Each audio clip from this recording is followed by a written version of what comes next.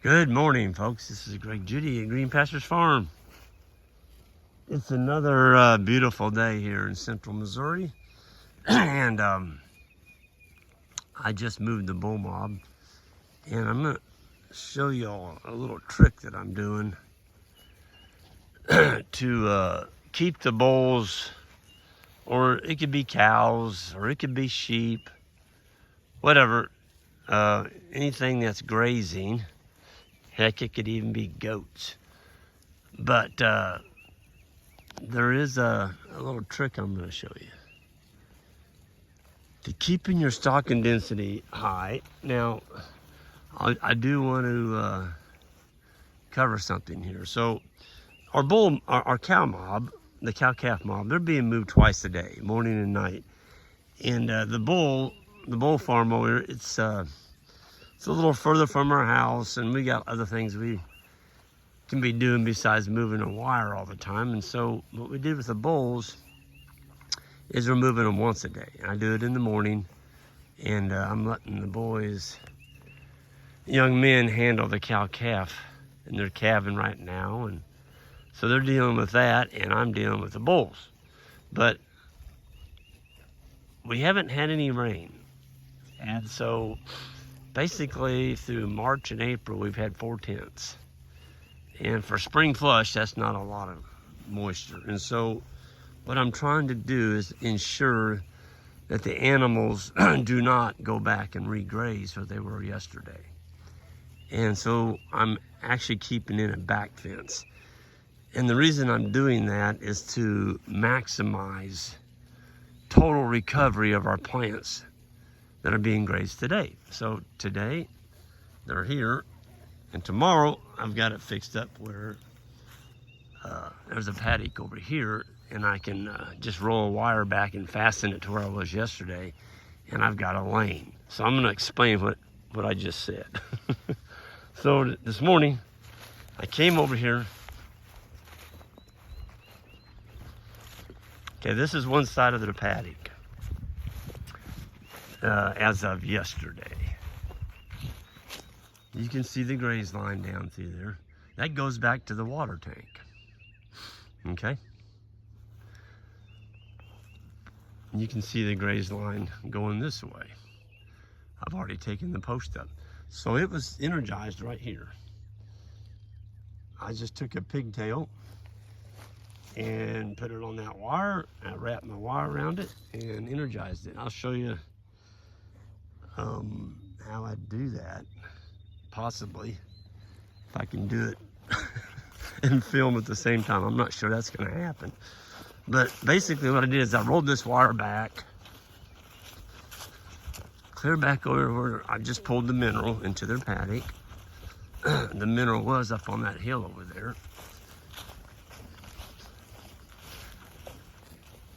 And so to keep them off of the majority of what they grazed yesterday, I just stuck a pigtail in. Right here. I'll show you. Right there. This is the Terragate.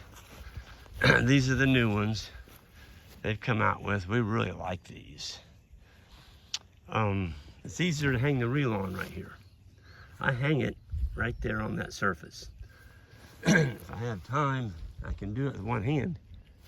I'll show you. Let's see if I'll grab one as I go that way. So there's two styles. I like this style a lot better. It's got the insulated top. See this one? This one, it's got a piece of insulation on it, but that post goes down to there, and then it's insulated going into the ground. I don't like that one as well, because you get used to using one like this, and you grab a hold of that. On that one, you're gonna get your tail knocked off, because that's energized right there. Okay. But in New Zealand, they run multi-wires. They can actually energize their fence from just tying onto that, because that's hot. Anyway, I'm regressing, sorry about that. So what I've done is I've already put in part of this back fence. This is the other side of my lane going back to water. So the reel's laying up there on the ground. And I stuck a pigtail in here and I just started walking. And I'm gonna get this back fence put in with 1, 2, 3, 4, 5 step ins and a pigtail like this. And see, let me go up and show you what they did. Folks, these bulls are doing an awesome job of grazing off these paddocks. And you can still see I've got a little winter stockpile left in here. Okay? And they're not grazing every single plant. That's all right. That's all right. But I bet you they're getting 75, 80% of them. And we came in here this winter and cut all the thorn trees. There must have been 200 thorn trees on this one pasture right here. And we cut them and we painted them. Done. Those trees will not come back again. If you don't paint them, forget about it. They're gonna be right back as strong as they ever were. My manure is starting to get there. It's still a little bit runny, but you can see I'm getting my pond.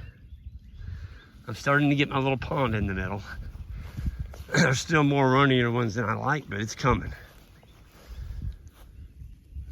There's the bulls. And all the bulls are sold, except for the machos. And we're gonna be selling those at the end of July on our website, our online auction.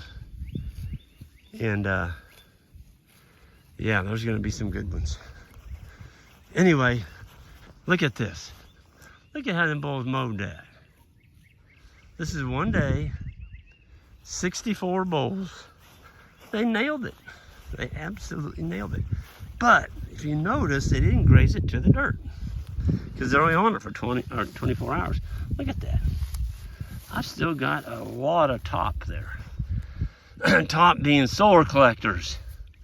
So I left a lot of solar collectors here to grow the grass back. If you graze it all down to the ground, you don't have any solar collectors left. It's gonna take forever for that grass to grow back. So this whole paddock, clear over to that fence over here, you probably can't see it. We'll just walk over there. So they were on about 64 bulls. They were on about 2 acres here yesterday. Yeah, 1.5 probably to 1.7 acres right here. Boy, it's nice to walk around here and not see any thorn trees. I see 1 or 2 that we missed, but they've got a date. They've got a date with my loppers, and we even got the multiple rose bushes. We nailed those things too. If you don't, they'll take over your farm. Oh, look at that. There we go. That's what I'm talking about. Yeah. Manure paths are starting to get there. Anyway, here's the back fence from yesterday. So yesterday I had another back fence up. They were not allowed to go back over here where they were the day before and graze on that side of the fence. Okay? So this fence gets to be taken up now because there's no cattle pressure against it once I get through today. I'm still using part of this on this end for my back, for my water lane. I've got a water lane. I don't like lanes, but I'll use a lane for 2 days. After 2 days, I don't like it. And that's because you'll get a cattle trail. You'll get a dirt trail going back to the water tank. So here's my power. Okay, this is powered up clear down to the water. There's my reel setting up there where I stopped because I wanted to pull the mineral out of there first. And I've got about a 60-foot wide lane right here. So what I'm gonna do, folks, is I'm gonna take this pigtail and let me get it right here. Yeah, just like this. slide it over there, okay? And then I'm gonna drive that puppy in the ground. I'm telling you what, folks, this ground is hard. Okay, now I'm gonna go up there and grab my reel. I've already got a post stuck in right there. I don't need these 3. I'm just gonna take these 3, set them over here at this corner. And I'm gonna put on my angle brace. You say, what are you talking about? Well, I'll show you. So when you're pulling on a step-in or a pigtail like that, I call it a pigtail. It's a Tarragate equivalent. I just grab my step-in like that, run it up. It goes down the ground, push back on it, shove it in the ground like that. Look at that. I done got me a corner. No post hole driver, no steel post, no nothing. And I did it with one hand because I'm taping with the other. Isn't that cool? Now, I'm gonna go get the reel. I don't know if I can get it on there with one hand and videoing. I'm gonna try it. You might hear, y'all might be a witness for me getting shocked this morning. Because that's kind of what I'm asking to get done here. Okay. I'm gonna grab my Tarragate geared reel. And there you go, put it on that one.